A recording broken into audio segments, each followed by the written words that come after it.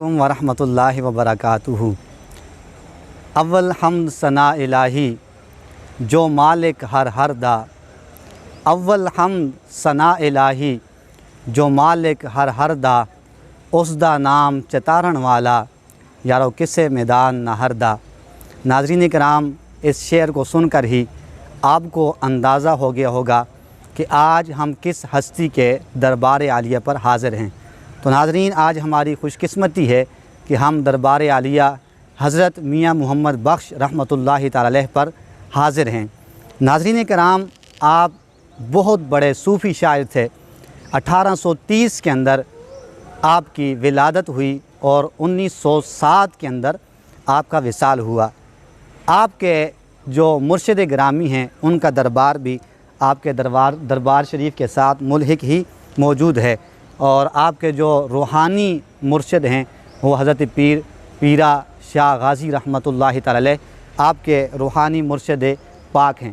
ناظرین کرام، حضرت میاں محمد بخش رحمۃ اللہ تعالی علیہ نے 18 تصانیف لکھیں، جن میں سے 17 پنجابی کے اندر ہیں اور ایک آپ کی تصنیف فارسی کے اندر ہے، اور آپ کی سب سے مشہور کتاب جس کا نام بچے بچے کی زبان پر آج بھی موجود ہے، اور اس کا نام ہے سیف الملوک۔ ناظرین کرام، آج ہمیں ان بزرگ ہستیوں کی کتابیں پڑھنی چاہیے، اور آپ نے اپنی شاعری کے اندر حقیقت کو پرویا ہے، آپ نے حقیقت کو اپنی شاعری کے اندر بیان کیا ہے۔